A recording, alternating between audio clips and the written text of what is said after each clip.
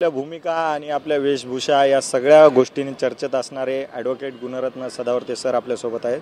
Sir, Santosh Deshmukh हत्या प्रकरणामध्ये कुठंतरी विरोधकांनी गोंधळ केल्यानंतर धनंजय मुंडेंचा राजीनामा झालेला आहे। अखेरकर धनंजय मुंडे हिरा म्हणून तुम्ही त्यांचा सपोर्ट केलं होतं, वाल्मिक कराडला साहेब म्हटलं होतं, या संदर्भात काय सांगणार?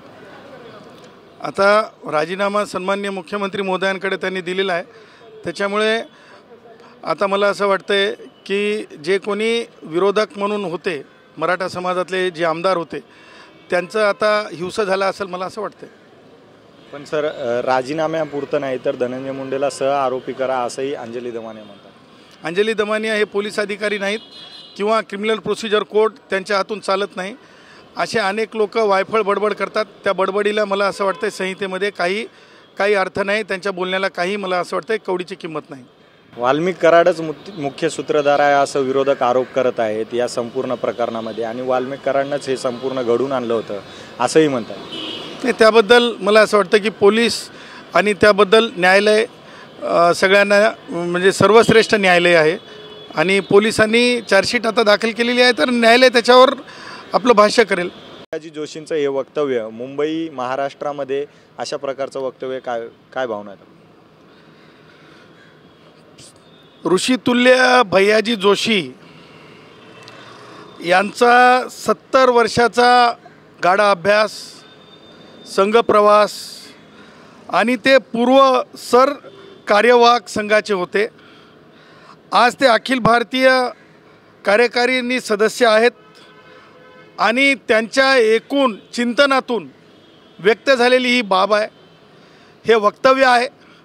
आणि मला असं वाटतंय की भाषेला अभिजात म्हणण्यापेक्षा भाषा ही संविधानिकदृष्ट्या सगळ्यांना आपापल्या म्हणजे याच्यानुसार आपल्या इच्छेनुसार व्यक्त होण्यासाठी एक मानवी जीवनाला मिळालेलं साधन आहे। त्याच्यामुळं भैयाजी जोशी साहेबांनी जे वक्तव्य केलेलं आहे त्या वक्तव्याचं मी समर्थन करतो। त्या वक्तव्याचं मी खरोखर त्यांच्या वक्तव्याचं स्वागत करतो, कारण लक्षात घ्या की ह्या देशाला एकसंघ ठेवायचा असेल, ह्या देशाला प्रांतवादाच्या पासून दूर ठेवायचं असेल, ह्या देशाला भाषेवर आधारित मनुष्यामध्ये लढाईपासून थांबवायचं असेल, ह्या देशाला सर्वंकष प्रगतीकडे न्यायचं असेल, तर मला असं वाटतं आहे की भाषा ही समजण्यासाठीचा आग्रह असावा, भाषा ही सक्तीचा आग्रह नसावा, भाषा ही जुलमी पद्धतीने लादली जाणारी नसावी, भाषा ही समजण्याच्या आणि समजून घेण्यासाठीची असावी। भाषा इशाऱ्याची असते, भाषा बोली भाषांची असते। मराठीत सांगायचं झालं तर आमची विदर्भातली एक मराठी आहे ज्याला आपण वराडी मराठीसुद्धा म्हणतो, मराठवाड्यातली एक मराठी आहे, कोकणातली कोकणी आहे, मराठी आहे। वेगवेगळ्या महाराष्ट्रामध्ये सुद्धा वेगवेगळ्या प्रांतीय मराठीचे वेगवेगळे अंगसुद्धा आहेत, परंतु भाषांची जननी जी आहे ती एकच आहे, ही टीकाकारांनी लक्षात घेतली पाहिजे। आदित्य ठाकरेच्या बाजूला उभं राहून कुणीतरी उबाटाचा आमदार लुडबुड केल्यासारखं वक्तव्य करत होता, मला त्याची क्यू येत होती। त्या आमदाराला ना आदित्य ठाकरे जेव्हा ही करून दात दाखवत होते त्यावेळेस मला त्या दोघांना हे विचारायचं आहे की आदित्य आणि ते आमदार भैयूजींवर टीका करण्याच्या अनुषंगानं बोलत होते, त्यांना मला हे विचारायचं आहे की भाषांची जननी माहीत आहे का तुम्हाला? भाषांची माता कोण आहे माहिती आहे का तुम्हाला? त्याच्यामुळे ही जी माणसं आहेत, बुड जे असतं, बुडाची कोणतीही माहिती नसलेली आणि फळाला नावं बोटं ठेवणारी ही माणसं आहेत।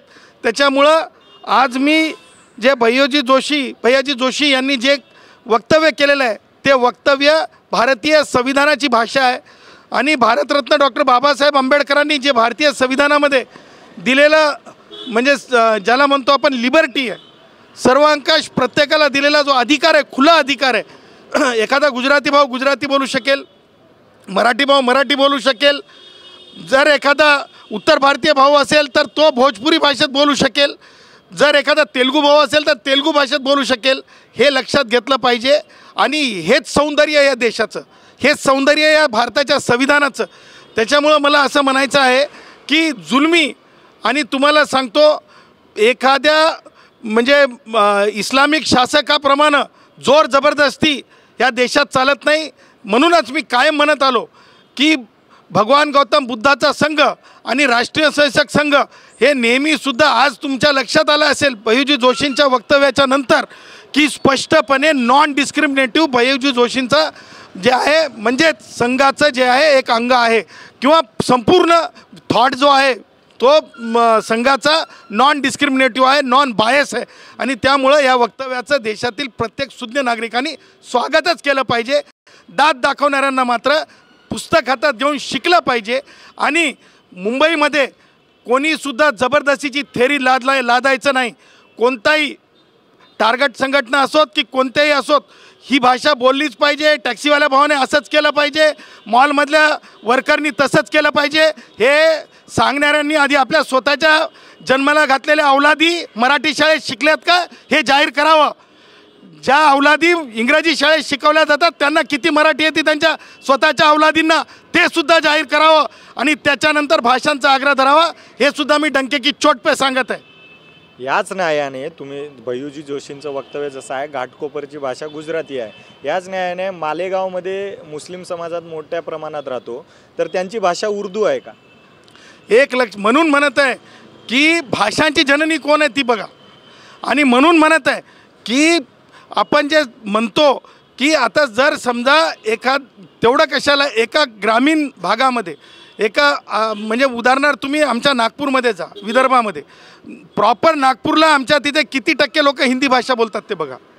म्हणजे ते काय सगळे अल्पसंख्याक आहेत का, सगळे मुस्लिम आहेत का? तसं नाही. भाषेचा गोडवा हे समजदारीवर आहे. भाषेचा अर्थ काय आहे, भाषेचं डेफिनेशन काय, इशाऱ्यावर सुद्धा भाषा आहे ना. म्हणजे आमच्या अपंग भावांसाठीची भाषा माहिती आहे का तुम्हाला? इशाऱ्यावर बोललं जातं आहे, मला पाणी प्यायचं आहे, मला जेवायचं आहे, अशी घटना घडली, तशी घटना घडली. इशाऱ्यावर सुद्धा भाषेचा अर्थ एकमेकांना समजून येणारी गोष्ट, एकमेकांना समजून सांगणारा फॉर्म्युला, एकमेकांना सांगता यावं आणि समजून घेता यावं, या गोष्टीचं चलन म्हणजे भाषा आहे. त्याच्यामुळं मला असं वाटतं आहे की भाषेचं जे कोणी म्हणजे राजकारण करू पाहत आहेत आणि त्यातले त्यात ऋषितुल्य भैयाजी जोशी यांच्यावर टीका करू पाहत आहेत, ते वो अपने गिरिबान में झाँक के देखे कि अपनी भाषा के बारे में सोच और अपनी औकात क्या है, अपनी औकात क्या है. जे हसले, आदित्य तुझं वय काय आहे, कशाबद्दल हसला, हे मला टीका नाही, तर मला त्या आदित्याचा जेवढा निषेध त्याचा जो आमदार बोलत होता त्या आमदाराचा सुद्धा मला निषेध करायचा या ठिकाणी. कारण भारतीय संविधानाच्या चौकटीच्या बाहेर जाऊन कोणीसुद्धा वागू शकत नाही, मग ते आमदार असोत की मग कुणी असोत.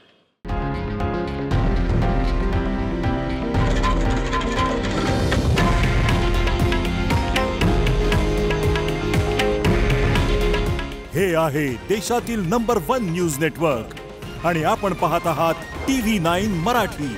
काळजी तुमची, हित महाराष्ट्राचं.